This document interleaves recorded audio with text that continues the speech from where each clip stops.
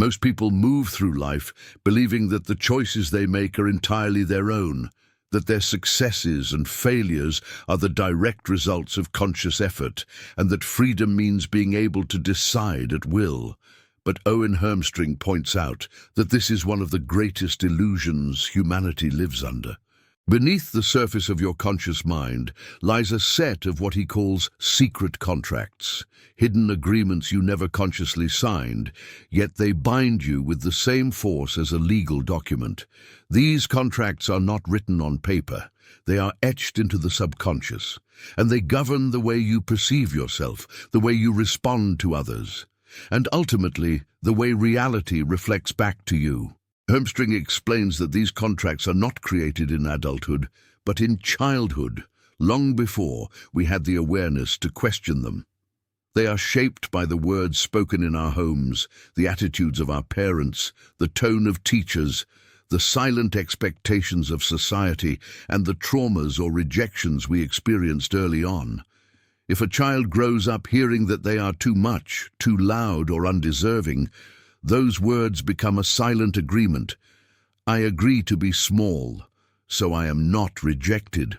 If another child constantly receives the message that love must be earned through performance, the contract might read, I agree that my worth depends on my success. None of us remember signing these papers, but the subconscious accepted the terms, and reality has been honoring the agreement ever since. These secret contracts explain why so many people feel trapped even when they work hard or try to think positively. On the surface, they are saying affirmations like, I am worthy of abundance, but deep inside, the contract is still active, whispering, I am not allowed to have more than survival. The subconscious always wins, because it is the deeper code running beneath conscious thought. As Hermstring writes in The Law Behind the Laws, reality does not respond to what you wish for in the moment. It responds to the contracts you carry without remembering you ever made them. Think of these contracts like an invisible operating system. On your computer screen, you might see apps, images, or documents you consciously open, but underneath, a hidden program runs the entire machine. If that program is corrupted, everything you try to do on the surface glitches. In the same way, if your subconscious contracts are written with scarcity, fear, or unworthiness, no amount of surface-level effort can override the underlying code. This is why so many people feel they are living someone else's life, repeating cycles they do not understand, and asking themselves why they never seem to move forward, no matter what they try. Hermstring emphasizes that these contracts are binding precisely because they are hidden. You cannot change what you do not see. That is why awareness is the first act of liberation. The mirror of life, the repeated patterns, the frustrations, the relationships that seem to follow the same painful script, are not punishments from fate. They are reflections of the contracts still in effect. Every time you wonder why you end up in the same kind of job, the same kind of heartbreak, or the same kind of financial struggle, life is showing you the contract. It is saying, this is what you agreed to without knowing it. One of the most striking insights Hermstring offers is that these contracts are often generational. You are not just living under your own agreements, but under the codes passed down from parents, grandparents, and ancestors who themselves never questioned the binding rules of their time. A family that lived through scarcity may unconsciously pass down the contract of limitation. We survive, but we never thrive. A lineage marked by betrayal might pass down the contract of mistrust. No one is safe to love. These contracts are not your fault, but they become your responsibility once you see them. Awareness hands you the pen, and you must decide whether to keep signing or finally refuse. Consider how many people pursue success, yet sabotage themselves just before they achieve it. On the surface, it looks like fear of failure or laziness, but Hermstring shows that beneath it lies a contract, Something like, "I agree never to surpass my father," or "I agree to prove my loyalty by never leaving behind the struggle of my family." These are the kinds of agreements no one remembers making, yet they have the power to dictate destinies. The tragedy is not that people lack potential, but that they unknowingly keep honoring contracts that limit them. Hermstring is careful to note that uncovering these hidden agreements is not about blame. It is not about resenting parents, society, or the past. It is about reclaiming authorship. He writes, "A contract is binding until you remember you did not write it. Once you see it, you hold the choice to keep living by it or to break the code and create your own law." This moment of realization can be both painful and liberating.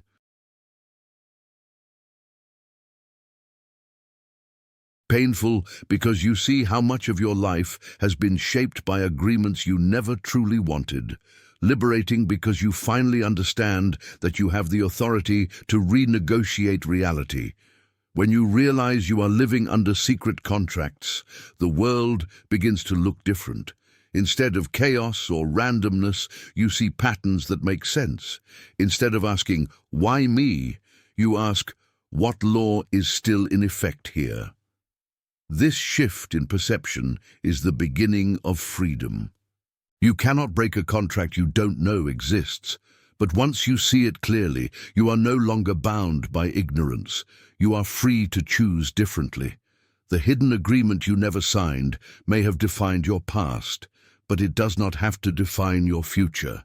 The pen has always been in your hand, though you may not have realized it. The question is whether you will keep unconsciously signing the same binding code, or whether you will wake up, see the truth, and begin the process of rewriting the contract of your life. Once a secret contract is written into your subconscious, it becomes more than just a background belief. It turns into what Owen Hermstring describes as a binding code, an invisible algorithm silently shaping the flow of your life.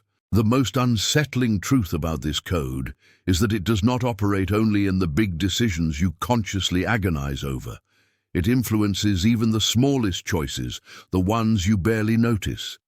Day after day, those subtle choices accumulate and create a reality that feels eerily consistent, as if you are reliving the same story with different characters and circumstances. The binding code is why your life can feel like déjà vu, not because fate is cruel, but because your subconscious is faithfully running a program you forgot you inherited. Hermstring explains that the binding code works much like gravity. You cannot see it, you cannot hear it, and you cannot opt out of it by ignoring it.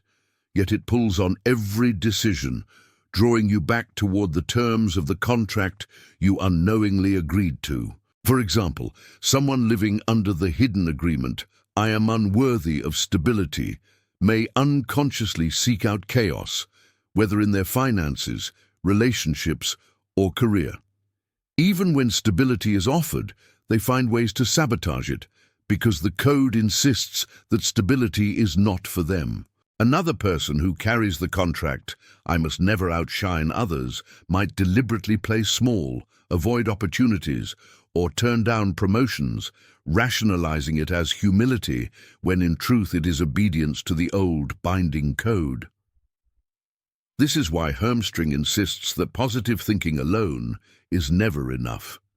You can affirm new desires with your conscious mind, but if the subconscious contract is still in place, the binding code will override your surface wishes. You can say to yourself, "I deserve love," but if the old contract still reads, "I am destined to be abandoned," then you will gravitate toward relationships that repeat the cycle. Life does not respond to your conscious preferences. It responds to the contracts you honor, even when you are unaware of them. The insidious nature of the binding code is that it disguises itself as free will. When you make a choice, you believe you are choosing freely, but the options you even consider are already filtered by the code. If you hold the hidden agreement, "I must struggle to prove my worth," then you may not even notice the easy path available to you, or you may dismiss it as too good to be true. The code edits reality much like a lens edits the light passing through it, so that you only perceive what aligns with the contract. Hermstring writes, "The most powerful prison is the one where the prisoner believes the walls are natural." Perhaps the most painful demonstration of the binding code is seen in relationships. Time and again, people find themselves with partners who mirror the very wounds they hope to escape. The one who grew up with rejection finds themselves rejected again. The one who was controlled finds themselves under control again. Outsiders may look at their choices and wonder why they keep picking the wrong person, but Hermstring reminds us that it is not a matter of choice in the conscious sense. The code is running, and until it is rewritten, the mirror will always return the same reflection. In his book, The Law Behind the Laws, Hermstring illustrates this with the story of a man who spent decades repeating financial failures. Every time he gained momentum, something would happen.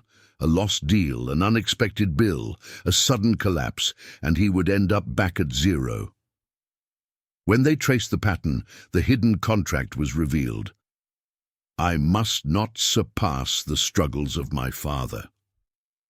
This agreement, written unconsciously as a child, watching his father's hardships, became the binding code that shaped his decisions.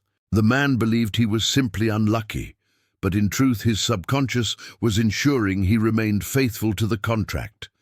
It was not fate, it was programming. The code also explains why change often feels impossible.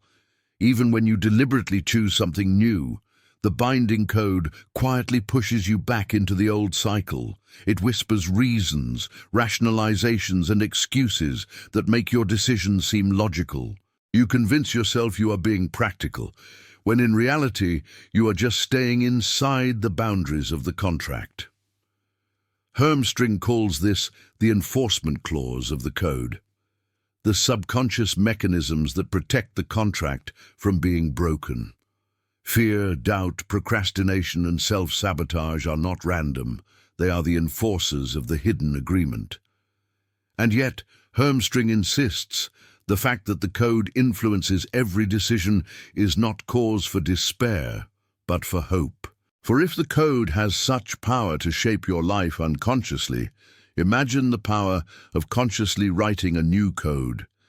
Imagine how different your decisions would feel if they flowed from a contract you chose deliberately rather than one imposed upon you. The same gravity that once pulled you down could pull you upward if the direction of the force were altered. This is why awareness is not enough. Recognizing the hidden agreement is only the first step. The deeper work is to bring the code into the light, examine its terms, and decide whether you will continue to honor it. You must begin to notice the ways it shows up in your daily choices. From the jobs you apply for, to the risks you avoid, to the relationships you allow. Each decision is an opportunity to either reinforce the old contract or begin writing a new one. Hermstring frames it this way. Every yes and every no is a signature on the contract of your life. With this perspective, you begin to see that freedom is not something distant or abstract. It is in the present moment, in the micro-decisions where you can choose to stop co-signing the old agreement.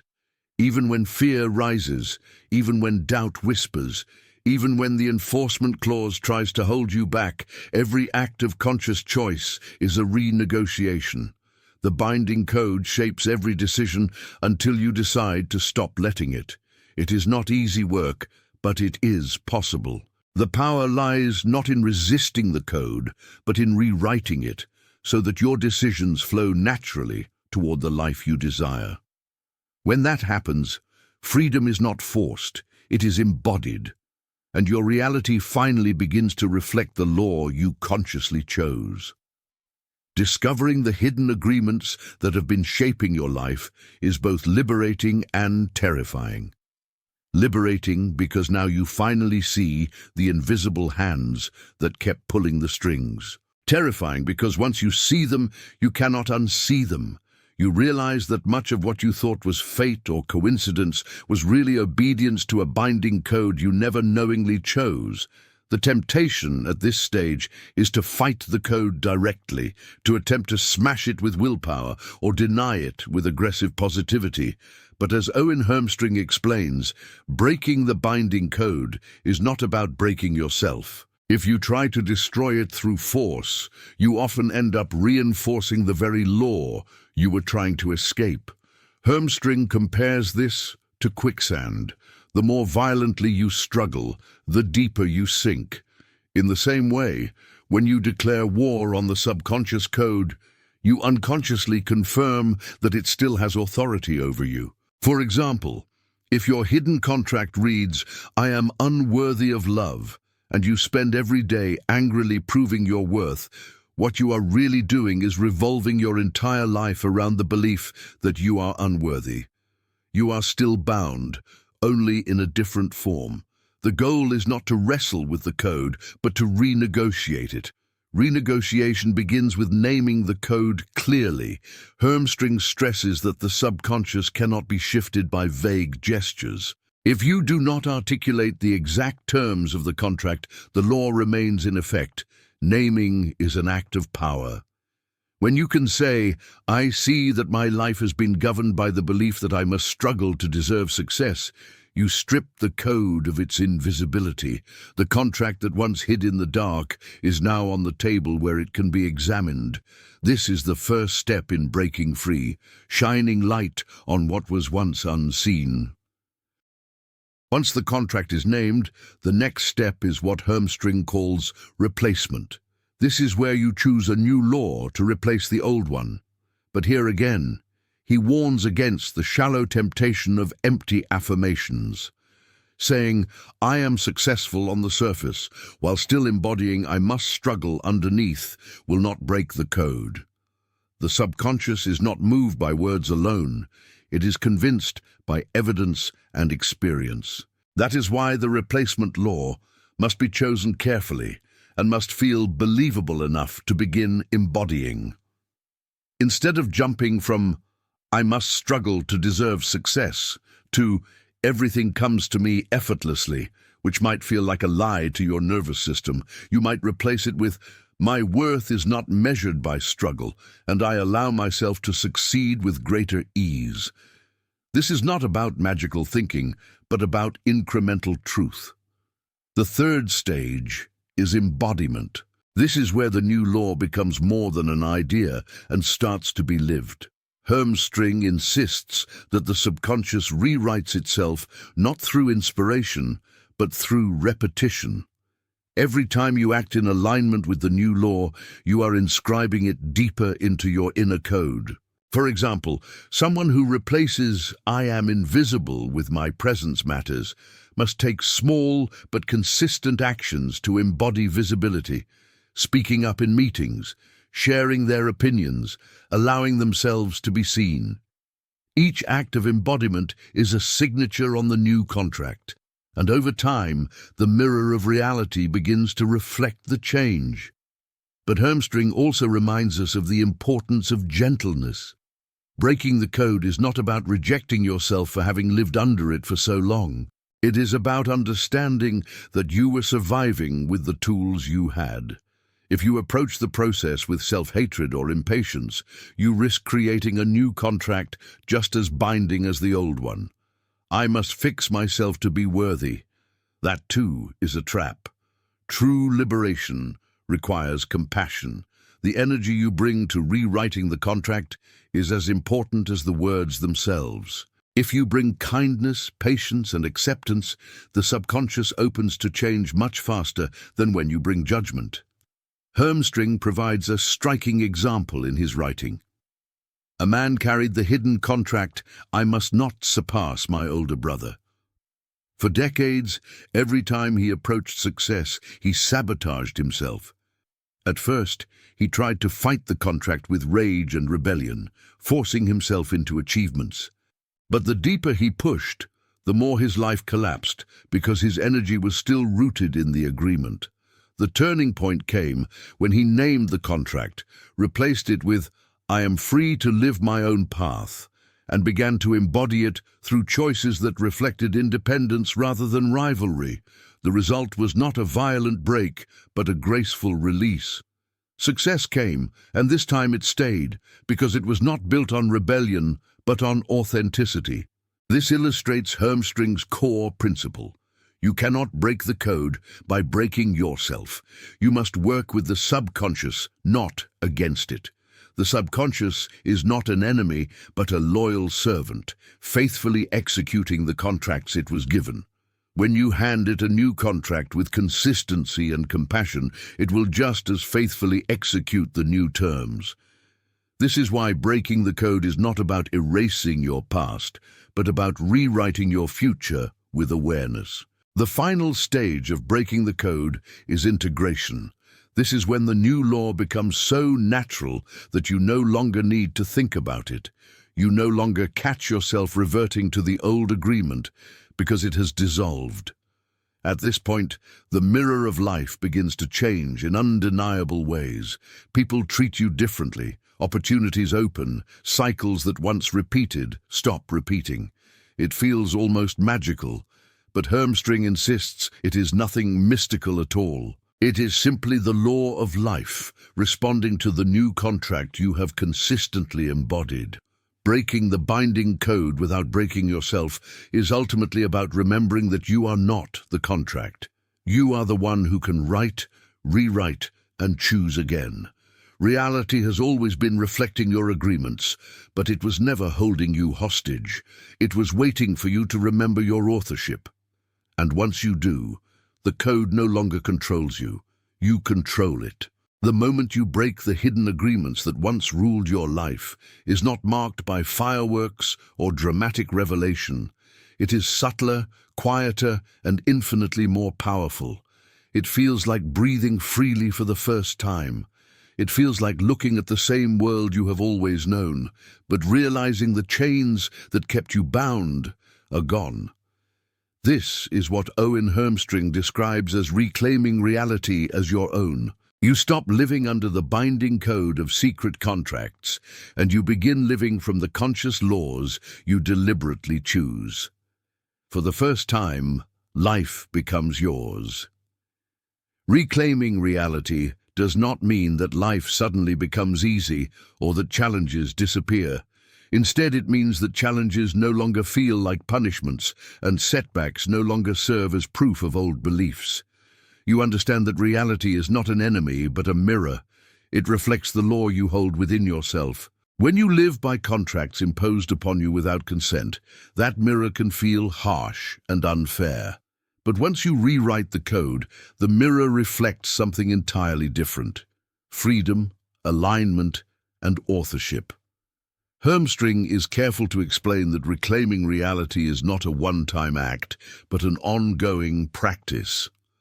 Just as old contracts were reinforced by repetition, your new conscious laws must also be lived daily. Every choice you make, every action you take is a signature on the law you now embody. If you have replaced "I must struggle to deserve" with "I am worthy of ease and flow," then every time you allow yourself to receive without guilt, you are reclaiming reality. If you have replaced "I must not outshine others" with "My light uplifts those around me," then every time you step forward unapologetically, you are reclaiming reality. The beauty of this process is that it begins to shift your perception. The world that once seemed hostile begins to feel cooperative. People who once mirrored your old wounds begin to treat you differently, or they fade from your life entirely, replaced by those who reflect your new truth. Opportunities that once seemed invisible suddenly appear, not because they were never there, but because you now recognize yourself as someone who deserves them. Life did not change arbitrarily. You changed the law, and the mirror responded. Hermstring recounts in The Law Behind the Laws the story of a woman who lived under the hidden contract, "I am destined to be left behind." Every relationship, every job, every friendship ended with her being abandoned. When she uncovered the contract and rewrote it to, "I am worthy of commitment and stability," her reality began to shift. At first, the old cycles tried to reassert themselves, but she kept embodying the new law. She stayed steady in her actions, chose differently, and refused to co-sign the old agreement. In time, her relationships became secure, her career stable, her friendships lasting. She had not simply been lucky, she had reclaimed her reality. This is why Hermstring insists that reclaiming reality is the ultimate act of freedom. You are no longer a passive recipient of life, blaming destiny or circumstance. You are no longer the prisoner of invisible contracts. You stand as the author of your own existence, consciously choosing what law you will embody and trusting life to reflect it. The laws of reality are consistent and unbending, but they are not cruel. They serve faithfully. Once you install a new law with sincerity and consistency, reality honors it. There is, however, one final caution Hermstring offers. Reclaiming reality is not about ego. It is not about forcing the universe to give you what you want by sheer willpower. That too becomes another contract. I must control everything to be safe. True freedom comes from alignment, not control. When you reclaim reality, you understand that you are not fighting life, you are co-creating with it. The law you write within yourself resonates outward, and life reflects it. The shift is not forced, it is natural. The power of reclaiming reality also lies in its ripple effect. When you break your contracts and live by new laws, you unconsciously give permission for others to do the same. You model what freedom looks like, and those around you feel inspired to examine their own binding codes. In this way, reclaiming reality is not just personal, but collective. You contribute to a new world where fewer people live as prisoners of invisible scripts, and more people live as conscious creators. As this journey comes to a close, the essential truth remains. Reality was never truly yours, while the hidden contracts were in control. You thought you were choosing, but you were obeying.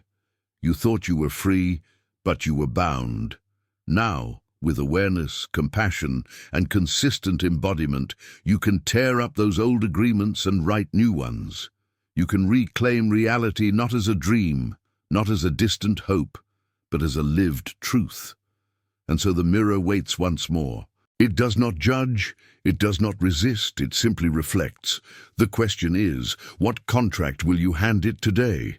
Will it be the old one, heavy with fear and scarcity, or will it be the new one, written with freedom, worthiness, and alignment? The choice is yours, and the mirror is faithful. When you reclaim reality as your own, the unseen laws no longer bind you. They serve you. And life itself becomes the canvas on which you write the story of who you have chosen to become. That is the shift. That is the liberation. And it begins the moment you stop living by contracts you never signed and start living by the law you consciously choose.